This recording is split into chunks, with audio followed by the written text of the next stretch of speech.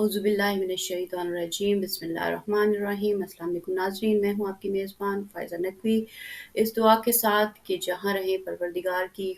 रहमतों बरकतों उसकी मोहब्बतों के साए में रहें और अल्लाह ताला आपको आपके सभी अपनों समेत और तमाम मोमिनीन और मोमिनात, चूँकि माह अज़ा का जो है वो आगाज़ हो चुका है और इस मुनासबत से परवरदिगार से दुआ है कि तमाम मोमिनीन और मोमिनात की जो है हिफाजत फरमाए और पूरी दुनिया में अमन और अमान जो है वो कायम और दायम रखे। बिलखुसूस उलमा, ज़ाकिरीन, नौहाफ़ान और जो हमारे बरादरान और बहनें जो इस ज़मन में कोशिशें कर रही हैं, मेहनत कर रहे हैं मजालिस को बर्पा करने में और आज़ादारी को मुनक्किद करने में, उन सब की तौफ़ीक़ात खैर में इज़ाफ़ा फ़रमाए और सबकी हिफाजत फ़रमाए और सबको अयाम अज़ा की बिलखुसूस इमाम ज़मान अलैहिस्सलाम के हज़ूर जो है हदिया ताज़ियत पेश करूँगी और दुआ करूँगी कि परवरदिगार जिस तरीके से रसूल खुदा का जो कौल है, कौल रसूल खुदा है कि इमाम हुसैन अलैहिस्सलाम का जो खून है वो मोमिनीन के दिलों की हरारत है, वो मोमिनीन के दिलों की तड़प है, वो मोमिनीन के दिलों का दर्द है और जिन दिलों को वो तड़प, वो दर्द जो है बेकरार रखता है, वो हमेशा ज़िंदा और जावेद रह सकते हैं और वो चुने हुए दिल होते हैं। तो अगर हमारे दिल में मोहम्मद वाले मोहम्मद और बिलखुसूस इमाम हुसैन अलैहिस्सलाम के दर्द के लिए का दर्द मौजूद है, हमारे दिलों में उनके लिए हरारत मौजूद है, उनके लिए तड़प मौजूद है, तो सबसे पहले जब हम माह अज़ा का जो इनेकाद करते हैं और नमाज़ पढ़ते हैं और दुआ करते हैं, तो खुदा का इस अज़ीम तरीन अज़ीमुश्शान नेमत पे शुक्र अदा करें कि उसने हमारे कुलूब को इस अज़ीमुश्शान नेमत के वास्ते चुना और हमारे दिलों को उस हरारत से ज़िंदा रखा कि जो हरारत हर एक के का मुक़द्दर नहीं, हर एक का नसीब नहीं। और इसलिए इसी मुनासबत से हम ये भी कोशिश करें कि माह अय्याम में, माह अज़ा में जो है हम मोहम्मद वाले मोहम्मद के ज़िक्र को उनकी ज़ुबान से सुने, यानी जो उनका कलाम, जो उनका फ़रमान है, जो उनका कौल है, जो उन्होंने बयान फ़रमाया है, जो उनकी बात है, ना कि हमारे एहसासात और जज़्बात हैं। क्योंकि ये बहुत ज़रूरी है कि हम सब इन चीज़ों का ख़्याल रखें, क्योंकि इमाम रज़ा अलैहिस्सलाम भी फ़रमाते हैं कि हमारी फ़ज़ीलतें हमारी ही ज़ुबान से जो है वो बयान किया करो, नक़ल किया करो और ताकि तुम दुश्मन के मोहताज ना रहो। यानी हम कोशिश यही करें कि जो कौल इमाम है, कौल मासूम है, वही मुस्तनद अंदाज़ से बयान किया जाए और उसी के ऊपर हम फ़ोकस करें। अगर हम एक भी कौल को अपने वजूद पर अप्लाई करते हैं और एक भी कौल को अपना लेते हैं और एक भी कौल को अपने वजूद का रिज़्क बना लेते हैं, तो आप यकीन कीजिए वही एक शजर, एक फलदार शजर की मानिंद जो है हमारे वजूद को जो है फलदार कर देगा। वो ही हमारी आखिरत और दुनिया में ज़ीनत का सामान बन जाएगा और हमारे लिए मज़ीद तौफ़ीक़ात खैर का बाइस बन जाएगा, क्योंकि परवरदिगार फ़रमाता है कि तुम जो जानते हो उस पर अमल करो, जो तुम नहीं जानते हो वो मैं तुम्हें सिखा दूँगा और जो तुम जानते हो उस पे अमल इखलास के साथ करो, नियत के साथ करो, कुर्बत परवरदिगार के साथ करो। सो हम सब पूरी कोशिश करें कि जब हम अयाम अज़ा को बर्पा कर रहे हैं, मुनक्किद कर रहे हैं, अपने दिलों को इस दर्द से मुनव्वर, रोशन और पाक कर रहे हैं, तो हमारी नियतें बिल्कुल खालिस हों, कुर्बत खुदा की खातिर हों और हम रब के सच्चे आशिक, उसके सच्चे बंदे बनकर फ़र्श अज़ा पर जाएँ, ताकि इश्क़ हुसैन के रिज़्क से वो इश्क़ परवरदिगार भी हासिल कर सके, जो इश्क़ परवरदिगार इमाम हुसैन अलैहिस्सलाम के वजूद से करबला में नमूदार हुआ और उन्होंने हमारे लिए वो क़याम किया जो क़याम हर एक का मुक़द्दर नहीं था। वो सिर्फ़ उन 72 लोगों का मुक़द्दर था जो उसमें शहीद हुए, जिन्होंने अपनी जानें दी, जिन्होंने अपना सब कुछ कुर्बान किया। तो हम भी कोशिश करें कि आज जो कि हल मिन नासिर यंसुरना की आवाज़ तो तब से आज तक बुलंद है और आज भी हम अपने वक़्त के इमाम के मुंतज़िर हैं और आज भी हम कोशिश कर रहे हैं कि हमारे वक़्त के इमाम तशरीफ़ ले आएँ और हम सब लोग उनका साथ देने वाले बन सकें। तो उसके लिए भी हमें कोशिश करनी चाहिए कि ये माह अय्याम अज़ा खाली ना जाए और इसमें हम खूब इस कदर तैयार करें अपने आप को कि अपने वक़्त के इमाम से जा मिलें और ये वक़्त बहुत कीमती है, इस वक़्त की कीमत समझें, इस दर्द की कीमत समझें और इन चीज़ों को बिल्कुल भी लापरवाही से जो है वो अंजाम ना दें। क्योंकि कई दफ़ा होता है कि हम चीज़ें यानी अपनी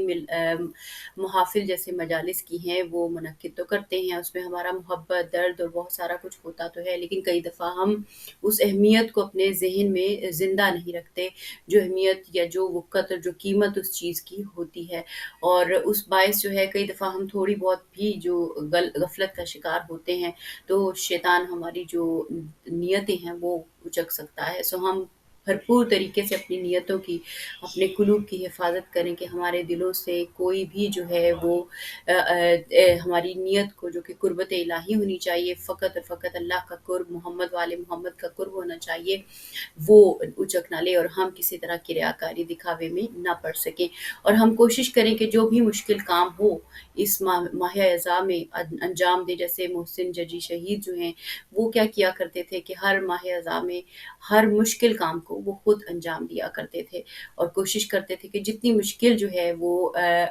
ہو، وہ سب سے زیادہ وہ اس کو لے، یعنی جو مشکل ترین جاب ہے، جو مشکل ترین کام ہے زمن میں، اس کو وہ اختیار کریں۔ تو ہم بھی یہی کوشش کریں کہ ہماری ذات بھی ان مشکلات کو عبور کرنے کی صلاحیت رکھتی ہو اور اپنے اندر اس ظرفیت کو پیدا کر سکے جو ظرفیت آج کی ضرورت ہے۔ پھر ہم یہ بھی کوشش کریں کہ ہمارا فوکس اپنے اندرونی اور بیرونی تمام جو دشمن ہیں ان کے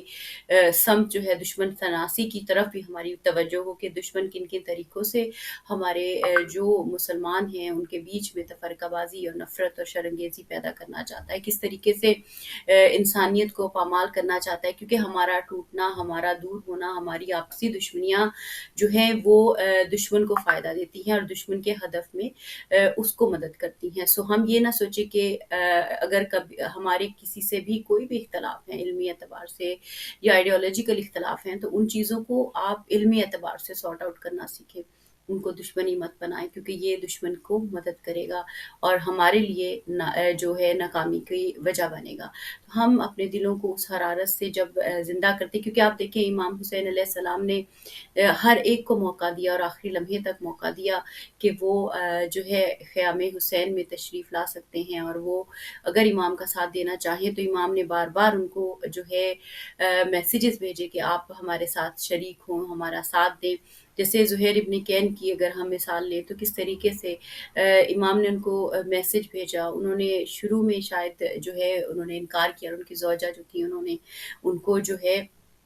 ان کو مجبور کیا کہ آپ کا فرض ہے کہ امام کا حکم مانیں اور جائیں اور ان کی بات سنیں ایٹ لیسٹ۔ تو یہ چیز ہم اپنے اندر بھی پیدا کریں کہ ان دنوں میں ہم کن اصولوں کو اپنا رہے ہیں، کیا وہ حسینی اصول ہیں؟ امام حسین علیہ السلام نے تو دشمنان اہل بیت کو بھی پانی پلایا، ان کو کھانا کھلایا، ان کی عزت کی۔ امام زین العابدین کی بھی یہی سیرت رہی، انہوں نے تو اپنے اخلاق سے ہٹ کر کوئی کام نہیں کیا۔ تو کیا ہمارے اخلاق آپس میں ایسے ہیں؟ ہم تو اکثر جگہوں میں آپسی اخلاق سے بھی گر جاتے ہیں۔ تو ہم ان چیزوں کا بھرپور خیال رکھیں تاکہ ہماری زندگیاں جو ہیں وہ ایک بامقصد عزاداری کی طرف متوجہ ہو سکیں اور بامقصد طریقے سے ہم جو ہے وہ اس مسئلے کو حل کر سکے۔ اس لیے ہم سب کو کوشش کرنے کی ضرورت ہے کہ یہ زندگی جو ہے اور یہ جو موقع عزاداری ہے ہمارے پاس، یہ رائے گاں نہ چلا جائے، اور ہم بالخصوص عزاداری کے آداب کو اپنی زندگیوں میں استوار کریں۔ ادب پہلا کرینہ ہوتا ہے، اگر ادب کے بغیر انسان کوشش کرے تو انسان کچھ نہیں کر سکتا۔ ادب کے بنا انسان کا کوئی بھی عمل جو ہے اس معنوی مقام تک نہیں پہنچ سکتا جو اس چیز کا حق ہوتا ہے۔ ہم بھی کوشش کریں کہ ہم ان معنوی مقامات کو ضرور پا سکیں، ان معنوی مقامات تک ضرور پہنچ سکیں، اور ان معنوی مقامات کیونکہ ہدف معنوی مقامات نہیں ہے، ہدف رسول اور آل رسول کا ساتھ دینا ہے، ہدف اللہ کی قربت ہے، اللہ کا ساتھ دینا ہے، اللہ کی ساتھ اس سینس میں کہ اللہ کے اچھے بندے بننا ہے، کیونکہ اچھا بندہ بن کے ہی مخلوق خدا کی خدمت ہو سکتی ہے اور انسانیت کی خدمت ہو سکتی ہے۔ ہم اکثر کہتے ہیں کہ لبیک یا حسین، اور اکثر ہمارے جو وجود ہیں وہ ان چیزوں کے معنی نہیں سمجھتے۔ ہم کوشش کریں کہ ان کے معنی سمجھیں اور ان معنی کو جو ہے وہ مفاہیم کو جو ہے ہم سمجھ کر اپنی زندگیوں میں اپلائی کریں، کہ ہم جو جملے جس طریقے سے مجالس میں بولتے ہیں، جو ڈسکشنز ہم کرتے ہیں، ان کے اوپر ہم غور کریں، اور ان کے اوپر ہم جو ہے وہ غور کرتے ہوئے ہم یہ کوشش کریں کہ ان کے معنی اور مفاہیم بچوں کو بھی سکھائیں، کہ مثلا جیسے لبیک یا حسین ہم کہتے ہیں تو اس کا کیا مطلب ہے، ہیہات من ذلہ کا کیا مطلب ہے، حل من ناصر ینصرنا کا کیا مطلب ہے۔ یہ وہ سلوگنز ہیں جو آج بھی زندہ ہیں، جو آج بھی قائم ہیں اور آج بھی ہمارے لیے ضروری اور اہم ہیں، کہ جن کو سمجھا جائے اور جن کو مانا جائے اور جن کو سمجھ کر معنوی اعتبار سے جو ہے عمل کیا جائے اور ان کے اوپر کوشش کی جائے۔ اس لیے ہم سب کو کوشش کرنے کی ضرورت ہے کہ ہم اپنی آپ کو علم اور معرفت کے سائے میں لائیں، اور علم اور معرفت کے بنا کوئی بھی جو عمل ہوتا ہے وہ جو ہوتا ہے اس کی اہمیت کم ہوتی چلی جاتی ہے، کیونکہ ہم اس کے ایسنس کو نہیں پا رہے ہوتے، ہم اس کا ظاہر بیان کر رہے ہوتے ہیں۔ تو ان چیزوں پہ ہم ضرور دھیان دیں اور کوشش کریں کہ ہم ان آداب کا خیال رکھیں، جو آداب مثلاً نماز کو اہمیت دینا، مثلاً واجبات کو اہمیت دینا، مثلاً حجاب کو اہمیت دینا، مثلاً گفتار کو اہمیت دینا، ادب اور آداب کا خیال رکھنا، کہ ہمارے وجود سے وہ سیرت حسینی کا اظہار ہو، جو سیرت حسینی ہمیں حسینی بناتی ہے، وہ محبت، وہ شفقت، وہ لطافت، وہ اللہ تعالیٰ کی صفات جو امام حسین علیہ السلام نے اپنے وجود سے اظہار کی، کرم کی، رحم کی، محبت کی، احساس کی، توجہ کی، موقع کی، معاف کرنے کی، اور جو ہے عیب چھپانے کی۔ ایک ایک آپ اگر امام کی سیرت اطہر کو پڑھیں تو ایک ایک جو ان کی ذات ہے وہ قرآن کا ایک عملی نمونہ ہے کربلا۔ ہم اس درسگاہ سے اگر لینا چاہتے ہیں تو پہلے خود کو اس درسگاہ سے سیکھنے کے لائق بھی بنائیں۔ جیسے کلام الہی کہتا ہے نا کہ قرآن ہدایت ہے متقین کے لیے، تو ظاہر ہے قرآن ناطق بھی ہدایت ہے انہی لوگوں کے لیے جن کے قلوب میں وہ شفافیت، وہ نورانیت، وہ پاکیزگی، وہ روشنی جو لینے کا ایک ہوتا ہے نا عنصر ہوتا ہے، وہ ہوتا ہے۔ تو ہم کوشش کریں کہ ہم اس عنصر سے جو ہے جڑیں، اس عنصر کو سمجھیں اور اپنے آپ کو اس حساب سے جوڑیں۔ جو آداب محرم میں صرف یہ نہیں ہے کہ ہم اپنے لباس ہی کو چینج کریں، اپنے افکار کو چینج کریں، وہ افکار جو حسینی افکار ہیں، جو جرت اور شجاعت پر مبنی ہے، جو اصول الہی کو اظہار کرتے ہیں۔ کیونکہ دیکھیں کہ جب امام حسین علیہ السلام مدینہ کو چھوڑتے ہیں تو وہاں پہ خواص بھی موجود تھے، جس میں وہ لوگ بھی موجود تھے کہ جن لوگوں نے قرآن، حدیث اور مفسرین قرآن اور یعنی علم اور جسے کہتے ہیں نا بظاہری تقویٰ میں بہت بڑے بڑے شاید ان کے نام ہوں گے۔ تو کیا وجہ ہوئی کہ اتنی علم اور تقویٰ اور معرفت ہونے کے باوجود وقت کے ولی کو آپ چھوڑ دیں اور آپ اپنی عبادات میں مشغول رہیں؟ تو یہ بصیرت الہی سے ہی ممکن ہے کہ انسان اس بصیرت کو پا سکتا ہے کہ جب وقت کا ولی آپ کو پکار رہا ہے اور آپ کو میسج دے رہا ہے تو اپنے کانوں کو اور اپنی آنکھوں کو اور اپنے قلوب کو بند نہ کیا جائے۔ اور آج بھی وقت کا ولی ہمیں بلا رہا ہے کہ کہاں ہیں ہم سب لوگ جو ان کے ماننے والے ہیں، جو وقت کے امام کے ماننے والے ہیں؟ کون ہے جو حل من ناصر ینصرنا کی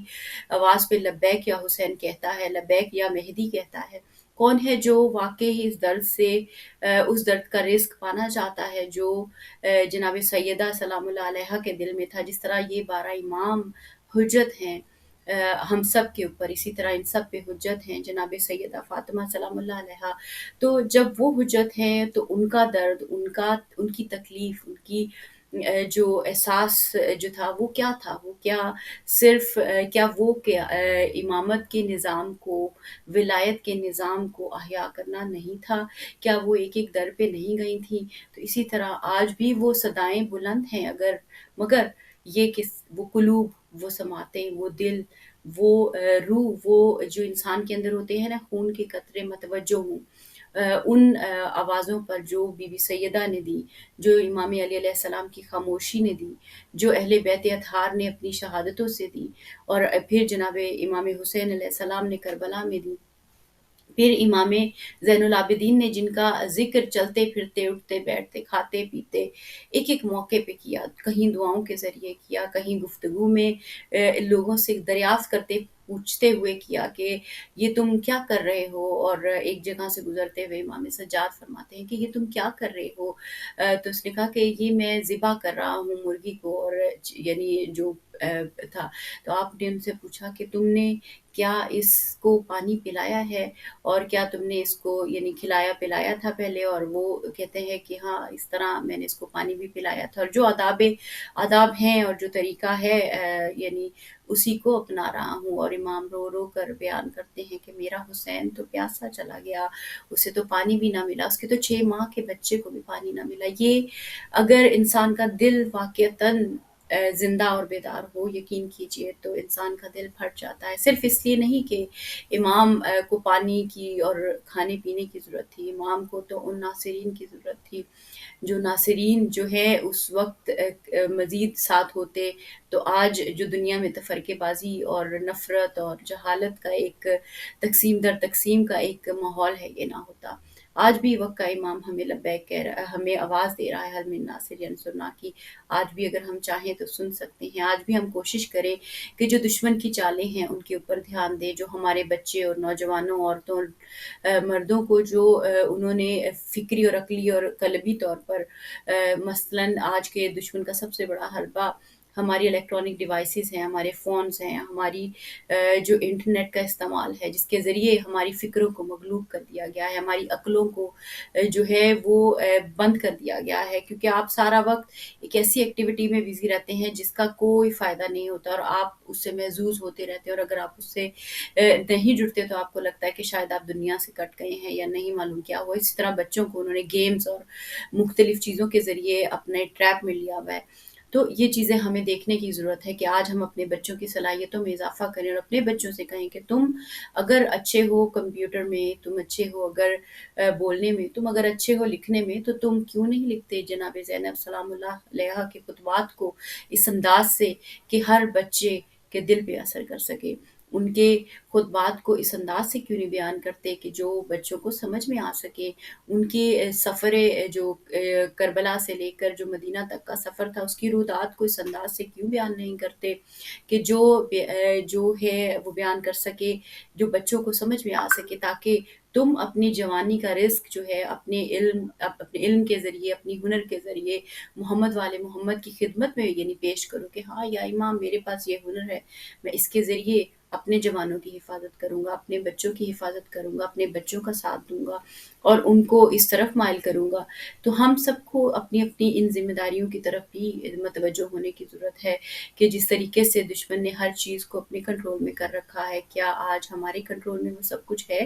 اور اگر یہ سب کنٹرول مثلاً وہ ہم سے لے لیا جائے تو پھر ہم کہاں سٹینڈ کرتے ہیں؟ جہاں عزاداری میں ہمیں فضائل اہل بیت اور مصائب اہل بیت سے جڑنے کی ضرورت ہے، اسی طرح ہمیں دشمن شناسی کی بھی ضرورت ہے، ہمیں یہ سمجھنے کی بھی ضرورت ہے کہ دشمن کن کن حربوں سے ہم سب کو جو ہے تقسیم در تقسیم کرتا چلا جا رہا ہے اور ہمارے اندر دشمنی نفرت کو پیدا کرتا جا رہا ہے۔ اس لیے ہمارے اندر اخلاقی تربیت جو ہے اس کے اوپر شدید توجہ دینے کی ضرورت ہے، آپس میں اخلاق سے بات کرنا، گالی گلوچ کے بغیر، طنز اور طعنہ کے بغیر، تاکہ آپ یقین کیجئے ہم جو ایک گناہ کرتے ہیں، جو ایک جھگڑا کرتے ہیں، ایک لڑائی کرتے ہیں، وہ وقت کے امام کو کتنا زخمی کرتا ہے، کبھی اندازہ کیا ہے؟ یہ کیسے ہو سکتا ہے کہ ایک ماں جب دو بچوں کو آپس میں جھگڑتے دیکھتی ہے، جن سے وہ ایکولی پیار کرتی ہے اور اتنا چاہتی ہے، تو وہ امام جو ہمیں اتنا پیار کرتے ہیں، جب وہ ہمیں جھگڑتے دیکھتے ہیں، ہمیں نفرت سے ایک دوسرے سے بات کرتے دیکھتے ہیں، طنز طانے، گالی گلوچ اور ایک دوسرے کی یہ تحقیر کرتے دیکھتے ہیں، تو کیا ان کا دل ہم زخمی نہیں کرتے؟ کیا ان کو ہم چوٹ نہیں پہنچاتے؟ پھر ہم کس منہ سے لبیک یا حسین کہتے ہیں؟ پھر کس منہ سے کہتے ہیں لبیک یا مہدی؟ کس منہ سے کہتے ہیں لبیک یا زینب کہ جب ہم اپنے اندر اس اخلاق کا بھی مظاہرہ نہیں کر پا رہے جو اخلاق محمد والے محمد نے ہمیں عطا کیا ہے؟ خدا را جب اس ماہ اذا کو آپ جو ہے منا رہے ہیں تو اس میں اپنے وجود کو اس درد سے ضرور آشنا کیجئے، جو درد ہم اپنے اعمال کی وجہ سے اپنے وقت کے امام کو دے رہے ہیں، جناب سیدہ فاطمہ سلام اللہ علیہا کو دے رہے ہیں، جناب امام حسین علیہ السلام کو دے رہے ہیں، کیونکہ دشمن کا دیا ہوا زخم اس زخم سے کہیں زیادہ، یعنی جو اپنوں کا دیا ہوا زخم جو ہوتا ہے وہ اس زخم سے کہیں زیادہ گہرا ہوتا ہے جو زخم دشمن دیتا ہے، کیونکہ دشمن کا تو معلوم ہوتا ہے کہ یہ دشمن ہے، مگر اپنے رشتہ دار، اپنے دوست، اپنے بہن بھائی، اپنے خونی یا اپنے جو ایمانی جو رشتے ہیں، ان کا دیا ہوا دکھ اتنا گہرا ہوتا ہے کہ انسان اس کی چوٹ برداشت نہیں کر پاتا۔ سو ہم یہ کوشش کریں حتی الامکان کہ یہ چوٹ ایک دوسرے کو نہ دیں۔ ہم یہ کوشش، اگر ہمارا کسی سے علمی یا آئیڈیالوجیکل اختلاف بھی ہے تو ہم اس کو علمی طور پر حل کرنے کی کوشش کریں۔ اگر ہمیں چیزیں سمجھ میں نہیں آ رہی ہیں تو ایک دوسرے کو گالی گلوچ کرنے کے بجائے ہم ایک دوسرے کے ساتھ جو ہے سمجھنے کی کوشش کریں کہ ہاں یہ جو بات کر رہے ہیں اس کی روٹس کہاں ہیں اور جو یہ بات کر رہے ہیں اس کی روٹس کہاں ہیں، کیونکہ یونٹی کے بنا جو ہے वो कोई काम मुमकिन नहीं है तंज़ीम के बिना, इत्तेहाद के बिना और ईमान के बिना। तो ये तीनों चीज़ें जैसे कि हमारे कायद ने भी कही हैं और इसी तरह जो है हमें भी अपनी ज़िंदगियों में शामिल करनी चाहिए, क्योंकि जितनी हमें तंज़ीम होगी, मोहब्बत होगी, एहतराम होगा, इज़्ज़त होगी, एक-दूसरे का दर्द होगा, उतनी हमारे लिए चीज़ें आसान होती चली जाएँगी। कुछ चीज़ें जैसे हम लब्बैक या हुसैन के तनाज़ुर में बयान करते हैं, तो हम कुछ चीज़ें मैं आपके साथ शेयर करती जाऊँ, ताकि इस नारे के पीछे जो छुपी एक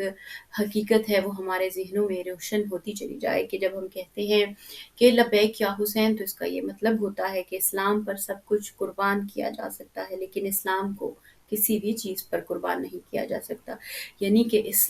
दीन इस्लाम कीमत रखता है, यानी कि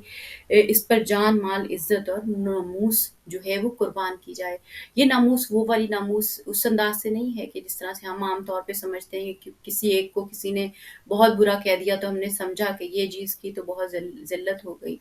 बल्कि रब की नज़र में जो नामूस होती है, असल इज़्ज़त और असल बेइज़्ज़ती वही होती है। तो हम अपने ज़हनों में ये क्लैरिटी रखें कि हम अगर खुदा ना ख़ास्ता हमारी ज़िंदगी में कोई मुश्किल अपने दीन के ऊपर अमल करते हुए, असूल इलाही के ऊपर अमल करते हुए आती है, तो हम उस चीज़ को रब की निगाह से देखें, मोहम्मद वाले मोहम्मद की तालीमात की निगाह से देखें। फिर जब हम कहते हैं कि लब्बैक या हुसैन, तो हम ये देखें कि आप तमाम तर क़ुव्वत और हिम्मत और जुर्रत और आमादगी के साथ ज़ालिम के खिलाफ खड़े हैं। और चाहे वो ज़ालिम आपके अंदर का ज़ालिम हो, आपकी फ़िक्र के अंदर हो, आपके जज़्बात के अंदर हो, आपके एहसासात के अंदर हो, आपकी तबीयत के अंदर हो, आपके रवैये के अंदर हो, आपकी ख्वाहिशात के अंदर हो, आपकी चाहत के अंदर हो, आपकी पलक झपक के अंदर हो, आपके चलने की चाल के अंदर हो या आपके अल्फाज़ के अंदर हो, आपके लहजे के अंदर हो या आपकी ज़ुबान के अंदर हो। यानी लब्बैक या हुसैन का पहला जो असर होता है वो हमारा अपनी तरफ रुख होता है कि मैं कहीं कुछ ऐसा तो नहीं कर रहा जो मेरी अना, मेरी ख्वाहिशात, मेरे जज़्बात की तस्कीन हो बनिस्बत इसके कि रब ताला क्या चाहता है, मोहम्मद वाले मोहम्मद क्या की तालीमात और उनकी सीरत अतहर क्या चाहती है। और जब इश्क की बात आती है तो रब ताला की बंदगी जो हमसे तकाज़ा करती है, वो हमारी प्रायोरिटी होना चाहिए। उसके लिए चाहे हमें अपने अंदर के हर तागूत को कत्ल करना पड़े, अपने अंदर की हर ख़्वाहिश को मारना पड़े, उसके लिए चाहे हमें अपने ही खिलाफ खड़े होना पड़े। तो पहला लब्बैक या हुसैन इसी तरह अपनी ज़ात के ऊपर जो है उन चीज़ों को अप्लाई करने से बनता है, जो चीज़ें अल्लाह ताला ने उसूलों की सूरत में हमें हमारे लिए बयान की हैं। फिर इसी तरह जब हम कहते हैं कि लब्बैक या हुसैन, तो हमें ये ज़हन में रखना चाहिए कि आप हर बैरूनी और अंदरूनी जो ज़ालिम के खिलाफ पूरी क़ुव्वत से खड़े हों, चाहे वो आपके किसी महबूब रिश्ते की सूरत में हो, आपके घर, ख़ानदान, अज़ीज़ व अक़ारब में से हो, आपके गली मोहल्ले, गाँव, कस्बे, शहर से हो, आपके मुल्क और कौम से या मिल्लत में से हो, चाहे वो आपका हम फ़िक्र, हम ख़याल, हम ज़ुबान, हम कबीला, हम रंग, गमगुसार, हमनवा, वफ़ादार और जानिसार ही क्यों ना हो। लेकिन अगर वो ज़ुल्म करता है, अगर वो ज़ालिम है और वो अगर ज़ालिम की रविश पे है, अगर वो तागूत की जो है पैरवी करता है, तो फिर हमें ज़ाहिर है होशियार रहना चाहिए। जैसे कि देखिए यहाँ पे इमाम हुसैन अलैहिस्सलाम को जिस यज़ीद ने कत्ल किया, अगर तो हम सिर्फ़ इस बुनियाद पर उस यज़ीद से नफ़रत करते हैं कि उन्होंने कत्ल किया इमाम हुसैन अलैहिस्सलाम का और अहले बैत को अज़ियतें और तकलीफ़ें अता दी, क्योंकि वो आले रसूल हैं और उनकी इश्क और उनकी मोहब्बत ज़ाहिर है हमारे वजूद का हिस्सा है। तो यकीन कीजिए वो एक अपनी जगह ठीक बात है, लेकिन असल जो चीज़ है वो दलील के जिसके ज़रिए इमाम हुसैन अलैहिस्सलाम ने वक़्त के यज़ीद को ला कहा, तो क्या हम उस दलील के तहत कि जो इमाम हुसैन अलैहिस्सलाम ने इख्तियार की यज़ीद के खिलाफ क़याम करते वक़्त, क्या हम उस दलील के तहत आज के यज़ीद को ला कहते हैं, चाहे वो हमारे अंदर का हो या बाहर का हो? अगर तो हम उस दलील के तहत ला कहते हैं, जिस दलील के तहत इमाम हुसैन अलैहिस्सलाम ने उस वक़्त के यज़ीद को ला कहा और उसके खिलाफ क़याम किया, तब तो हम फिर हर वक़्त के यज़ीद को अपने सामने अपना दुश्मन समझेंगे और इमाम हुसैन अलैहिस्सलाम की सीरत अतहर पे अमल करते हुए, उनकी बात पे अमल करते हुए अपना काम करेंगे। और अगर ऐसा नहीं होता, تو پھر ظاہر ہے ہم صرف امام حسین علیہ السلام کے لیے صرف ایک وقت کے یزید کو لعن طعن کریں گے، اسے دشمن سمجھیں گے اور اسی کو لعنت کر کے فارغ ہو جائیں گے، جبکہ ان دو باتوں میں بہت فرق ہے جس پہ ہم سب کو غور کرنے کی ضرورت ہے۔ ہم سب کو یہ سمجھنے کی ضرورت ہے کہ امام حسین علیہ السلام نے کس دلیل، کس ویژن، کس سوچ اور کس فکر کے تحت وقت یزید کا انکار کیا، اور کس دلیل اور کس سوچ اور کس ویژن کے تحت وہ الامر بالمعروف نہی عن المنکر کا جو ہدف تھا اس کو جو ہے پورا کرنے کے لیے کھڑے ہوئے، اور کس دلیل کے تحت ان کا ساتھ مدینہ والوں نے چھوڑ دیا۔ اور امام حسین جبکہ وہ جانتے تھے، کیونکہ ان کا سفر شعوری سفر تھا، ان کا سفر ارادے سے تھا، ان کو معلوم تھا کہ ان کے جو عمل کا انجام کیا ہو سکتا ہے یا کیا ہوگا، وہ کوئی ان کا جو قدم تھا وہ شعوری قدم تھا، تو اس میں کسی کا ساتھ دینا یا نہ دینا یہ ہر ایک کی اپنی چوائس پہ تھا، ہر ایک کے اپنے انتخاب پہ تھا۔ جنہوں نے ساتھ دیا وہ نو مسلم بھی تھے، ان میں ایسے بھی لوگ تھے جو تاجر تھے، امیر تھے، جن کی نئی شادی ہوئی تھی، جن کی زندگی ابھی پڑی تھی، اور کوئی ایسے بھی چھوڑ گئے تھے کہ جنہوں نے یہ کہا کہ یا امام ابھی تو ہماری شادی ہوئی ہے اور ابھی ہم نے زندگی جینی ہے اور ابھی تو آپ ہمیں ایسے کہہ رہے ہیں۔ ان کے ساتھ تو وہ بھی تھا جس نے شروع سے اینڈ تک امام کو تمام سامان سفر مہیا کیا، یعنی جو ایک تاجر یا جو بھی جو جسے کہتے ہیں کہ اس زمانے میں جو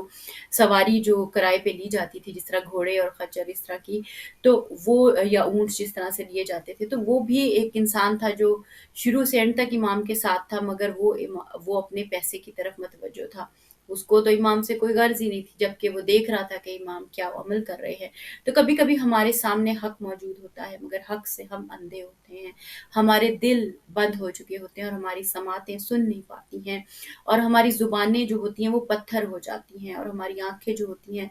وہ اندھی ہو جاتی ہیں اور ہم دیکھ نہیں پاتے۔ تو اس لمحے سے بچنے کی کوشش کرنی چاہیے اور اس سے رب تعالیٰ سے ان دنوں میں پناہ مانگنے کی کوشش کرنی چاہیے کہ کہیں یہ نہ ہو کہ وقت کا حسین ہمارے سامنے ہو اور ہم بھی یہی کام کر رہے ہوں کہ ان کے یعنی ہم اپنے اندر اس بصیرت الہی کو، اس نور کو طلب کریں ان دنوں میں پروردگار سے کہ یا پروردگار ہمیں ان لوگوں میں سے نہ کر دینا کہ جو امام کے سامنے موجود تھے، امام کے رتبے سے بھی واقف تھے، ان کے مقام سے بھی واقف تھے، ان کے ہدف سے بھی واقف تھے، ان کے مشن کو بھی جانتے تھے، ان کو یہ بھی معلوم تھا کہ یہ زہرا اور علی کا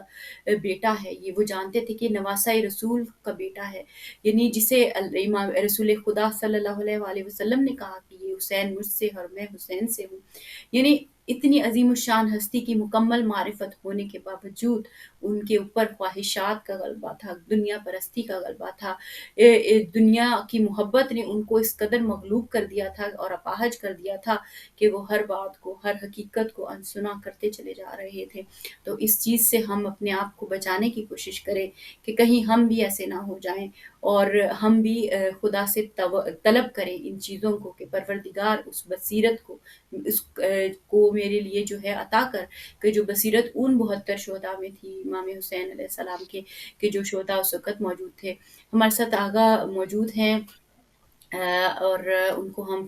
جو ہے خوش آمدید کہتے ہیں پروگرام میں، مولانا سید دانیال مہدی صاحب۔ السلام علیکم آغا، بہت بہت شکریہ کہ آپ نے ہمارے لیے وقت نکالا، گو کہ کچھ ٹیکنیکل وجوہات کی بنا پر آپ ہمارے ساتھ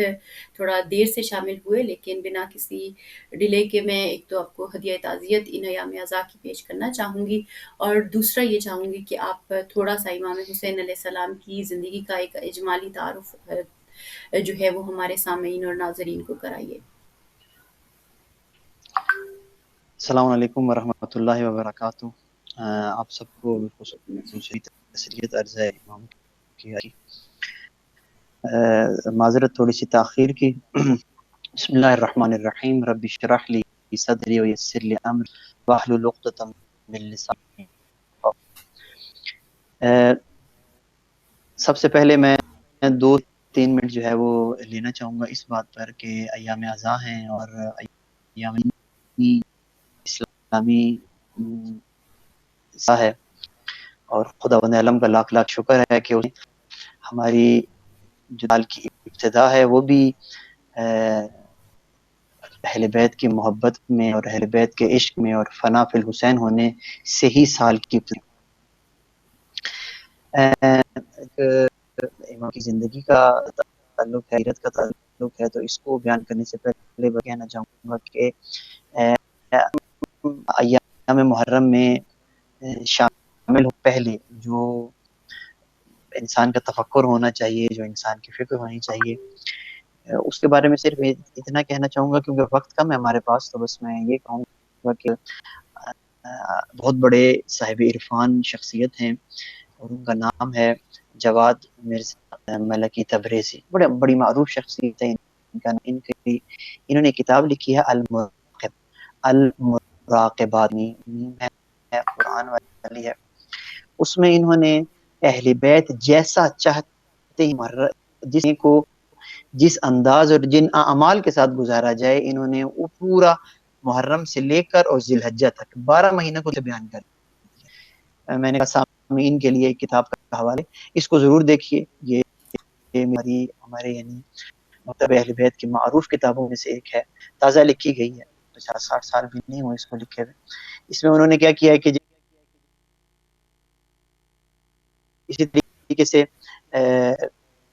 اسی طریقے انہوں نے کہا کہ سفر میں، ربیع الاول میں، ربیع الثانی میں، مختلف کے مہینوں میں کو بھی جانا ہے، تو اس میں انہوں نے ایام محرم میں اپنے وارد ہونا ہے۔ اگر آپ کو یہ نصیب ہوتی ہے، اگر آپ کو یہ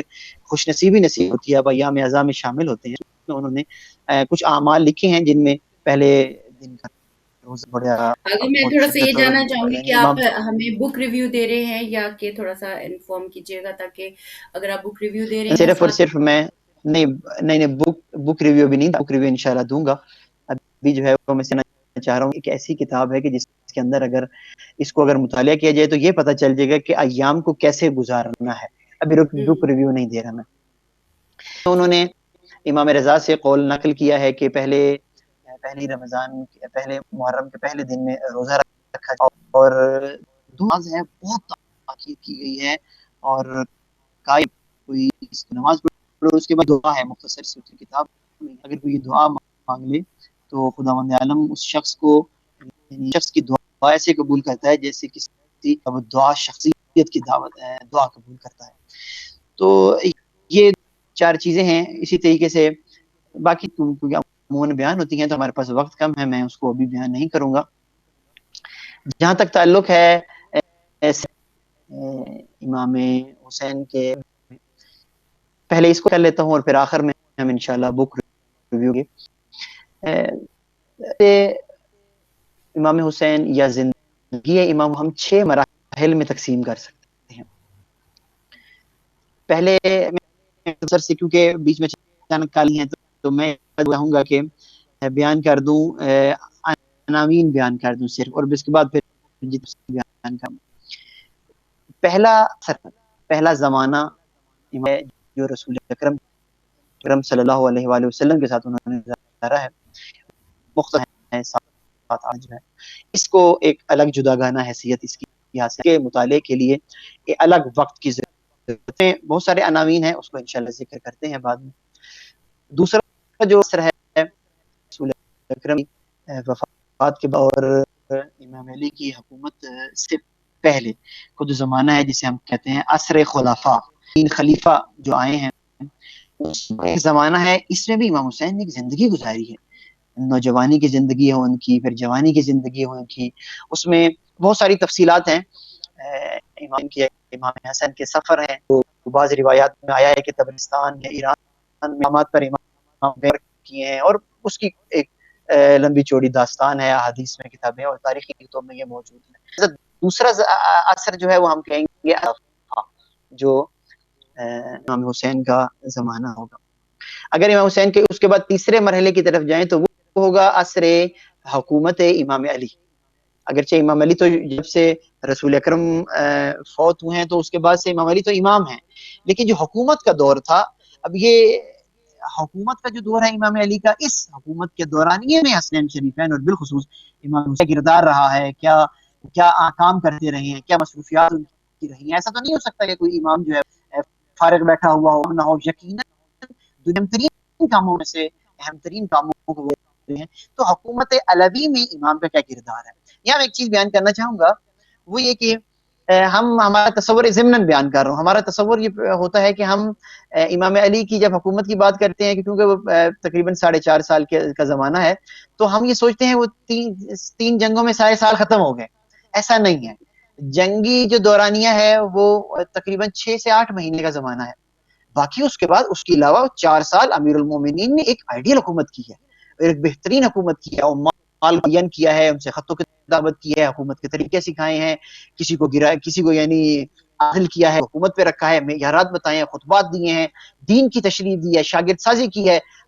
یعنی علمی بہت سارے کام کیے ہیں جس کی تفصیل انشاءاللہ اس کے اپنے وقت مناسب ہے. تو اس زمانے میں کیا ایسا ممکن ہے کہ امیر المومنین کی حکومت ہو اور حسنین شریفین کوئی کام نہ کر رہے ہوں جو امیر المومنین نے ان کے لیے معین کیا ہو؟ تو یقیناً اس زمانے میں بھی وہ بہت فعال کردار اپنا ادا کر رہے تھے. یہ تو ہو گئے، یہ عرصہ ہو گیا. اس کے بعد جو ہے وہ امام حسن مجتبیٰ کا وقت ہے. امام حسن مجتبیٰ جیسے امام علی شہید ہوتے ہیں تو وہ ایک زمانہ ہے، اس میں امام حسین کا کیا کردار ہے، شانہ بشانہ کھڑے ہیں، کیا پالیسی میکنگ ہو یا کیا جنگی پالیسیاں ہوں یا کوئی بھی امام حسن نے ان کے ذمہ لگایا ہو اور انہوں نے نہ کیا ہو، ایسا ممکن نہیں ہے. تو یہ پورا دورانیہ ہے، اس کو ڈسکس کی ضرورت ہے. اور اس کے بعد جو ہے وہ امام حسین کا آمد کا زمانہ ہے جس کو 10 سال کا زمانہ ہے. امام حسن کی شہادت 50 ہجری کو ہوتی ہے، 60 ہجری کو یعنی 61 ہجری کو واقعہ کربلا پیش آیا ہے. تو یہ دورانیہ 950 کا زمانہ ہے. اب 9.5 سال میں اپنی امامت میں کیا کیا کام کیے ہیں، کیا امور انجام دیے ہیں.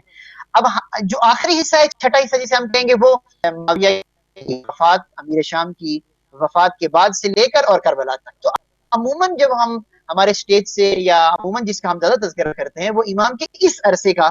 تذکرہ کرتے ہیں. یعنی جب امام کو کہا گیا کہ آپ نے بیعت کرنی ہے، اور اس وقت جو امام کچھ دن مدینہ رہے اور پھر جو ہے وہ مکہ شفٹ ہو گئے. 4.5 مہینے کے قریب جو ہے وہ امام مکہ رہے ہیں. اور اس کے بعد جو ہے وہ امام نے کوفے کا عزم کیا، الظاہر جو کہا جاتا ہے، لیکن کربلا کا عزم کیا اور پھر شہادت پیش کی، اور وہ پوری اس کے واقعات اور اس کی تمام قضایا. تو میں یہ کیوں رہا ہوں، میں صرف اس لیے کہہ رہا ہوں کہ اگر واقعہ کربلا کو نہ ہو، ایک ایک کردار کو سمجھنا ہو، یہ جس پر ہم بعد میں بات کریں گے، خواص کا کردار ہے یا وہ باقی افراد ہیں جن پر، جو اہل مدینہ ہیں، اہل کوفہ ہیں، اہل یمن ہیں یا اہل بصرہ ہیں، خود اہل شام ہیں، یہ جو جتنے بھی قضایا ہیں یا وہ بڑے بڑے اصحاب ہیں یا تابعین ہیں جو اس زمانے میں بڑی شخصیات تھیں، یا وہ شخصیات کے جو حکومتی عہدیدار ہیں. بلاخر ایک تعداد جو ہے وہ حکومتدار ہے اور ان کے ساتھ امام کا ایک معاشی تعلق ہے، ایک سیاسی تعلق ہے، ایک معاشرتی تعلق ہے. تو امام کی اس زندگی کے اس پچھلے کو سمجھے بغیر واقع کربلا کو سمجھنا نسبتاً یعنی نسبتاً حقائق کو جاننا چاہتے ہیں، اگر ہم حقیقت تک پہنچنا چاہتے ہیں تو امام حسین کے اس عرصے کو دیکھنا نہایت ضروری ہے. اگر آپ کہیں گے تو میں مختصر انداز میں دوبارہ بیان کر دوں. پہلا حصہ جو ہے وہ کون سا ہے؟ عصر رسول اللہ. دوسرا حصہ جو ہے وہ عصر خلفاء. تیسرا حصہ جو ہے وہ عصر امامت امام علی. چوتھا عرصہ وہ ہے عصر امام حسن کی حکومت رہی ہے، امامت کا زمانہ ہے، امام حسین کی اپنی امامت کا زمانہ، اور اس کے بعد واقع کربلا کی جو آخری. تو اس کو اب اس طلات ہیں. اب نہیں معلوم ہمارے پاس وقت کتنا ہے، اگر آپ ابھی اجازت تو میں اب عصر ہمارے پاس رسول وقت تو اللہ. جی تقریباً یہ ہے کہ ختم ہو چکا ہے، تو میں یہ چاہوں گی کہ آخری 2 سے 3 منٹ ہمارے پاس اچھا. میکسیمم ہے، اور اس میں آپ صرف مجھے یہ تھوڑا سا بتائیے گا کہ آداب محرم جس میں آپ سمجھتے ہیں کہ جو بہت امپورٹنٹ ہیں وہ ہمیں دھیان دینے چاہیے، وہ کیا ہے؟ یا اگر آپ ان اسکرین پہ کا آپ تھوڑا دو سا کتابوں بتانا کی، چاہیں، یہ بتا دیں تو بیٹر ہے. تو ہاں چلیں اس پہ بات کر یہ میں لیتے بتا ہیں. دیتا ہوں آپ کو، کیونکہ اسکرین پہ کتابیں کیونکہ ہمارا عزم ہے، آپ کا بھی یقیناً عزم یہی ہے کہ ہم اس پروگرام کو ایک تھوڑا سا علمی اور جاندار پروگرام بنائیں. تو اس میں کتب کا تعارف ہو، اگر کوئی شخص پڑھنا چاہتا ہے کتابیں اور مطالعہ کرنا چاہتا ہے، اور بالخصوص وہ کتابیں جو اردو میں موجود بھی ہیں اور انسان بس تھوڑی سی زحمت کرے، ڈاؤن لوڈ کرے اور پڑھ لے ان کو، ان کا ہم حلقہ ہے وہ ضرور کروا دیں. تو دیکھیے، کسی بھی شخصیت کے بارے میں اگر آپ نے ہو، کسی شخصیت کو جاننا ہو، پہچاننا ہو، تو سب سے زیادہ مضبوط ترین بات وہ ہے جو فرد خود بیان کر رہا ہے. یعنی امام حسین، اگر اہداف کربلا کی طرف ہم جائیں، کربلا کیوں گئے، قیام کیوں کیا، خروج یعنی جسے اہل سنت یا کچھ افراد خروج کا نام دیتے ہیں، یہ قیام کیوں کیا ہے، اس کے اہداف کیا تھے، کس کس کو لیٹر لکھے ہیں، اس جو خطوط لکھے گئے ہیں ان خطوط میں معین کیا ہے، یا جو امانتیں دیکھی گئی ہیں یا وصایا لکھے گئے ہیں، مثلا حضرت محمد بن حنفیہ کو وصیت لکھی ہے، مختلف افراد کو سفیر بنایا ہے، ان کو خطوط لکھ کے ان کو دیے ہیں، مکتوبات لکھے ہیں. تو یہ بنیادی ترین اور اہم ترین حصہ ہے کہ جہاں سے ہم پہچان سکتے ہیں کہ یہ واقعہ کربلا کیا ہے، حقیقت کربلا کیا ہے، اس کے اہداف کیا تھے، مقاصد کیا تھے. تو دو کتابیں جو آپ کے سامنے اسکرین میں موجود ہیں، ایک جو نیچے کتاب موجود ہے خطبات امام حسین کے نام سے، یہ بڑے معروف اور مشہور شخصیت محمد صادق نجمی صاحب نے لکھی ہے، اور علی مرزا زیدی صاحب مولانا بہت معروف شخصیت، بڑی علمی شخصیت اور ہمارے استاد ہیں، انہوں نے اس کا ترجمہ کیا ہے. اس کے اندر امام حسین کے خطبہ مینا کو ذکر ہے. اب آج ہمارے پاس وقت نہیں ہے، کل انشاءاللہ اگر ہو سکا تو ہم خطبہ مینا پر تھوڑی سی وضاحت کریں گے. یہ یعنی آپ یہ سمجھیے کہ واقعہ کربلا سے 1 سال یا 2 سال پہلے امام نے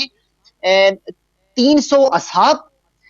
700 کے قریب تابعین، یعنی 1000 بندے کو دعوت دی ہے، ان کو جمع کیا ہے حج کے موقع پر، اور یہاں خطاب کیا ہے، اور خطاب کر کے بتایا ہے کہ کیا ذمہ داریاں بنتی ہیں علماء دین کی، کیا ذمہ داری بنتی ہیں عمائد دین کی، کیا کمزوریاں ہیں اور کن پر قابو کرنا چاہیے، کیسے کام کرنا چاہیے. تو یہ خطبہ ہے. اگر ہم امام حسین کی تحریک کو سمجھنا چاہتے ہیں تو اس خطبے کے پڑھے علاوہ ممکن نہیں ہے. تو یہ انہوں نے بہت خوبصورت اس کا ترجمہ، اس کی تھوڑی سی وضاحت بھی بیان کر دیا، اور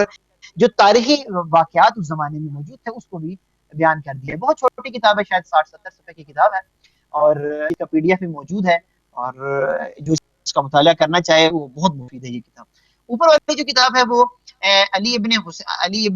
حسین ابن علی مدینہ کربلا، یعنی جب مدینہ سے نکلے ہیں اور کربلا تک پہنچے ہیں تو مختلف جگہوں پر امام نے کچھ خطبات دیے ہیں، کچھ بیان کیا ہے چیزوں کو، اور کچھ خطوط لکھے ہیں. مثال کے طور پر اہل کوفہ کو خط لکھا ہے جب حضرت مسلم کو بھیجا، جب دوبارہ حضرت مسلم کی شہادت کا پتہ چلا جو اگر خط لکھا ہے، یا اس نوعیتوں کے جو خط لکھے گئے ہیں، خطوط لکھے گئے ہیں، یا فرامین ہیں امام کے. مثال کے طور پر ایک جگہ پر رکے، حضرت زینب سلام اللہ علیہ آتی ہیں اور کہتی ہیں کہ مجھے الہام میں 2 شعر آئے ہیں، یعنی کوئی الہام میں، نیند کی میں کیفیت میں تھی، مجھے 2 شعر یعنی ایک نازل ہوئے آپ سمجھ لیجئے، یا الہام ہوئے ہیں 2 شعر. تو اس کے جواب میں امام کیا فرماتے ہیں؟ اگر حضرت عبداللہ ابن عباس آتے ہیں، امام کو روک رہے ہیں، حضرت ام سلمہ ہیں، ام المؤمنین حضرت سلمہ ہیں، وہ آ کے روک رہی ہیں امام کو، یا کوئی اس مدینہ کے حالات، مکہ کے حالات، اس میں امام کیا بیان کر رہے ہیں. بہت خوبصورتی سے یہ کتاب بھی علی مرزا جدید صاحب نے ترجمہ کیا ہے، اور بہت نایاب کتاب ہے، بہت خوبصورت اور بہت بہترین کتاب ہے. اگر ہم امام حسین کی واقعا اس حقیقت کربلا کی حقیقت کو سمجھنا چاہیں، ان خطبات پر اگر ہم غور کریں، ان کو دیکھیں اور ان کو ایک ایک لفظ کو بغور پڑھیں، تو ہم یقیناً امام کے ہی کلمات سے جو ہے وہ سمجھ جائیں گے امام کیا کہنا چاہ رہے ہیں. بس میں ایک جملہ یہاں کہنا چاہوں گا، کلمات صرف یہ نہیں ہے، وہ تقریباً ایک جلد ہے، میں آپ کو بتاؤں تقریباً عربی میں 900 یا 800 صفحے کی کتاب ہے. یہ خلمام کلمات نہیں ہے، لیکن اس سے بھی ایک اندازہ ہو جاتا ہے کہ امام اپنے کن اہداف کے تحت اس قیام کا انہوں نے آغاز کیا. تو اگر تھوڑا سا میں چاہوں گی کہ ایک آدھے منٹ میں یہ بتائیے کہ جو ہماری خود ہر انسان کو انفرادی تحقیق کرنی چاہیے، یعنی اسٹڈی کرنا چاہیے، کتنا اہمیت رکھتا ہے، اور اہل بیت نے اس کی کتنی طرف متوجہ کیا ہے کہ آپ خود سیکھیں، لرن کریں اور اپنا اس کو انڈرسٹینڈ کرنے کی کوشش کریں. اور پھر بھی یہ ہے کہ اس میں یہ بھی 2 چیزیں ہیں کہ کئی لوگ پھر خود پڑھ کے خود کو عالم سمجھنے لگ جاتے ہیں اور علماء کا احترام چھوڑ دیتے ہیں، اور کچھ ایسے ہیں کہ جو علماء کے ساتھ ان کے سائے میں سیکھتے بھی ہیں اور گرو بھی کرتے ہیں. تو اس کو بھی تھوڑا سا ہلکا سا، بس 1 آدھا منٹ ہے اس میں، اگر آپ نہج البلاغہ میں امیر المومنین نے بہت خوبصورت رہنمائی کی ہے. وہ کہتے ہیں کہ حقیقت کو جان لو، اہل حقیقت کو خود پہچان لو گے. بڑی پیاری رہنمائی ہے امیر المومنین کی کہ حقیقت کو جان لو. ہاں، حقیقت کے جاننے کے ذرائع کیا ہیں یہ الگ موضوع ہے، اس کو تفصیل سے بیان کرنا ہے. اگر حقیقت کو انسان جان لے نا، خود حقیقت کو، جسے ہم کہتے ہیں کلام الہی حقیقت ہے، اہل بیت حقیقت ہے. مثلا فتنہ ہو گیا، ایک زمانے میں فتنہ ہو گیا اور کچھ سمجھ نہیں آ رہی افراد کو، ادھر ام المومنین ہے حضرت عائشہ ہیں، ادھر علی مرتضیٰ ہیں، یہ داباد پیغمبر ہیں، یہ زوجہ پیغمبر ہیں، آپس میں جنگ ہو رہی ہے، ہم کہاں جائیں؟ یہاں انسان فتنے کا شکار ہو جاتا ہے. اگر اصل حقیقت کو جانا ہوگا، کیونکہ امیر المومنین کے بارے میں رسول اکرم نے فرما دیا کہ الحق مال علی علی مال حق. اگر کہہ دیا تو انسان کے لیے کلیئر ہو گیا، ختم بات، بس اب کسی تشویش کی ضرورت نہیں ہے. یہاں معاملے میں بھی ایسے ہی کہنا چاہوں گا، دیکھ خود مطالعہ واقعا بہت مہم ہے. بعض ایسی جگہ ہیں کہ جس کا مطالعہ انسان کو سمجھ نہ آئے، عربی عبارات ہیں یا اس نوعیت کی چیزیں ہیں یا دینی کچھ تعبیرات ہیں، لیکن نہیں، میں یہ کہنا چاہوں نے اس دین کو آسان نازل کیا ہے، خوبصورت نازل کیا ہے، اور ایسا نازل کیا ہے کہ اسے ہر انسان اگر غور کرنا چاہے اور سمجھنا چاہے تو سیکھ سکتا ہے۔ رسول اکرم کے تمام اصحاب الظاہر یعنی اب زیادہ ایک پڑھے لکھے کالر نہیں ہے، تھے۔ حضرت دیکھ سلمان لیتے کو ہیں کیا کہتے ہیں وہ۔ السلام علیکم، کون ہے کہاں سے؟ بس ٹائم ہمارا ختم ہو چکا ہے۔ آپ کو تعزیت پیش کریں گے ایام رضا کی، کون بھائی کہاں سے کیا کہیں گے؟ ہیلو جی السلام علیکم، کون بھائی کہاں سے؟ وعلیکم السلام فائدہ بیٹی، آپ کے مہمان کو اسلام اور ٹائم بالکل کوئی نہیں ہے، سوال میں نے کوئی کرنا نہیں ہے، آپ کیونکہ ٹائم نہیں بچا، سوال کروں گا تو جواب بھی نہیں مل پائے گا، تو میں صرف اپنی ڈیوٹی دینے کے لیے اور عبادت میں شامل ہونے کے لیے صرف 2 چھوٹی چھوٹی رباعیاں پڑھ دوں گا اور کچھ نہیں کر سکتا۔ آپ نے اوپر ٹاپر رکھا ہے امام حسین علیہ السلام کی زندگی کا اجمالی تعارف اور خطبہ مداح۔ تو ہمارا عقیدہ یہ ہے کہ توحید کی چاہت ہے تو پھر کربلا چاہ، توحید کی چاہت ہے تو پھر کربلا چل، ورنہ یہ کلی نہ کھلی ہے نہ کھلے گی۔ توحید ہے مسجد میں، مسجد کی نہ صفوں میں، توحید ہے تو شبیر کے سجدوں میں ملے گی۔ جی بہت شکریہ۔ ابر کرم کبھی کا دامن حسین ہے، کتنی حسین حرفوں کا آنگن حسین ہے، سبحان اللہ۔ ممکن نہیں کہ حشر تک اس کو مٹا سکے گا کوئی، اس لیے لا الہ کا دامن حسین ہے۔ بہت شکریہ۔ ہمارا تو عقیدہ یہ ہے کہ دامن جو ہے وہ امام حسین جس لا الہ کا ہے، اس کو کسی قسم کی کوئی پیغام نہیں پہنچ سکتی۔ تھینک یو، مہربانی بہت آپ ٹائم شکریہ، کو بچانے بہت کی۔ شکریہ، تھینک یو سو مچ، جزاک اللہ۔ جی اگر بس ہمارا ٹائم بھی ختم ہو چکا ہے، اگر 30 سیکنڈ میں کوئی بات کہنا چاہیں تو آپ کہہ سکتے ہیں۔ بس اتنا ہی کہنا چاہوں گا کہ آج کل کی نئی نسل، جوان نسل، متحرک نسل ہے اور سنجیدہ نسل ہے۔ اس نسل نے واقعاً یعنی دین کے ان اقدار کو زندہ کیا ہے کہ جن کو پچھلی نسلیں زندہ نہ کر سکیں۔ یعنی ان افراد کو گناہ میسر ہے، لیکن اس کے باوجود عشق حسین سے لبریز نوجوان ہیں، چاہے وہ لڑکیاں ہوں چاہے وہ لڑکے ہوں۔ تو واقعاً اگر فرصت نکالیں اور مطالعہ کریں، ضرور مطالعہ کریں۔ رہبر معظم فرماتے ہیں کربلا کا مطالعہ کو خود پڑھیں، امام کے اقوال پڑھیں، ضرور علماء کو سنیں، مجلس کا احترام واجب ہے، ضروری ہے، مجلس میں ضرور جائیں، لیکن دن کا ایک وقت اگر نکال لیں، تھوڑی دیر بیٹھیں، خود امام سے ارتباط قائم کریں، امام کے الفاظ کو خود مطالعہ کریں، یعنی آپ دنگ رہ جائیں گے امام نے کس طرح سے، کس خوبصورتی سے آئندہ آنے والے مسائل کا بھی حل پیش کیا ہے۔ تو بہت ضرور شکریہ مطالعہ آپ کریں اور ضرور پڑھیں اور ضرور وقت دیکھیں۔ بالکل اپنا ختم ہو چکا ہے۔ میں آپ کی شرکت کے لیے بے حد شکر گزار ہوں، اور اللہ تعالیٰ آپ کو جزائے خیر دے اس کے لیے، اور انشاءاللہ پھر نیکسٹ کسی ایپیسوڈ میں ہم آپ کے ساتھ شامل ہوں گے، اور تمام دیکھنے سننے والوں سے بھی یہی کہیں گے کہ جہاں ہم مجالس جا رہے ہیں وہاں اقوال امام حسین علیہ السلام پر غور و فکر کریں، تاکہ ہمارے دلوں میں حق اور سچ کی جو نورانیت ہے وہ پیدا اور ہم حق کے ساتھ جڑ سکیں۔ اسی پیغام کے ساتھ کہ جہاں رہیں خوش رہیں آباد رہیں، اللہ تعالیٰ کی پناہ میں رہیں، اپنا بہت خیال رکھیے گا۔ اللہ حافظ۔